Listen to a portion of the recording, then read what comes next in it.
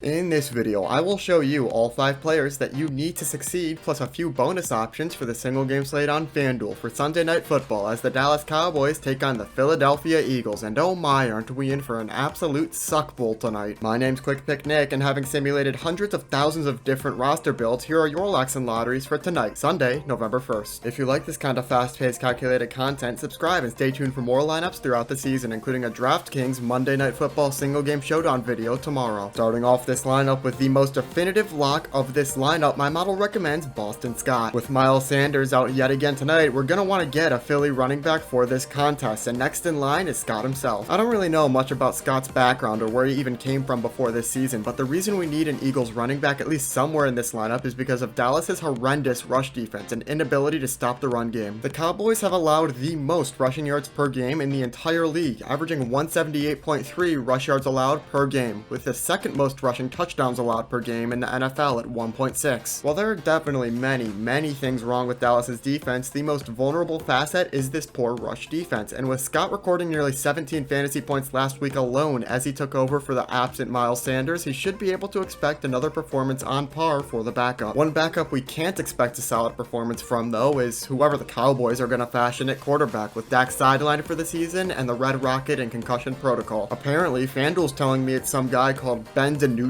and I'm not willing to trust a no-name with all our money here. In all honesty, there really isn't anyone on the Cowboys I'd be willing to trust, seeing their main weapon Zeke hasn't broken 50 rushing yards in a game over the past 2 weeks. That's what really made this lineup difficult, is the fact that we have to take at least one Cowboy in order to submit on FanDuel, but they all just seem so inconsistent and unreliable that none of their projections were worth the spending. I guess while we're on the topic, I'll skip over to our lottery player from Dallas, as we'll be taking just one, so might as well bite the bullet and get through with it. CeeDee Lamb will be our shooting star from Jerry World, simply because Elliott and the run game can't be trusted due to the injured offensive line, as well as the convenient pricing, allowing us better options down the line. Back to the locks though, the second lock my model found was Carson Wentz at MVP. Wentz has been doing quite well recently, scoring above 28 fantasy points in both of his most recent contests. He staggered a little bit against Pittsburgh in week 5, which is to be expected from one of the best defenses in the entire league, but even so, he only fell to about 19.5 fantasy points, which was preceded by another pair of contests which were each above 22 points. Wentz has shown some surprising consistency as of late, and facing the defense that has allowed the most points scored per game and forced the least amount of turnovers per game should prove to be an easy continuation of a hot streak for Wentz. The third and final lock of this lineup is Travis Fulgham, as he is Wentz's new favorite target. Over the past 3 weeks, Fulgham has been targeted 10 or more times in each game, recording a low of about 10 fantasy points and reaching 26.2 against the Steelers, that tough defense I mentioned earlier. Dallas's defense should be a walk in the park compared to Pittsburgh's, which will allow Fulgham to add a few more massive stats to his short score sheet in 2020. To round out the lineup with a lottery, there are actually a few options here for you to pick from. My model initially recommended Greg Ward in the top lineup, as he's managed 3 games over 10 points in the past 5 weeks, which is especially promising for such a cheap player. In those other 2 games of 5 though, Ward couldn't even reach 6, so if you're afraid of this inconsistency, we still have $1,000 left on the table to pick some higher ranked players on FanDuel's price list, including Jalen Reagor, a different Philadelphia receiver who hasn't proved much but is coming fresh off an injury, Richard Rodgers, the Eagles' second tight end who might face some competition with Dallas Goedert's return, or Greg the Leg Zuerlein as a kicker if chaos and randomness is your thing, I guess. Any of these choices should be fine, as they're all low tier, low ceiling options for the most part, as long as the rest of your team looks good, which it should be if you followed the aforementioned advice. That's what my model was able to come up with for this battle to be the least bad showcase in the NFC East tonight on Sunday Night Football. For curiosity's sake, in order to help grow the channel and find those worthwhile avenues of expansion, let me know in the comments where you first found my channel. It would help me out more than you could imagine to learn absolutely anything about the YouTube algorithm at this point. In any case, thanks for watching, and this has been Quick Pick Nick, the intersection for sports, data analysis, and speed.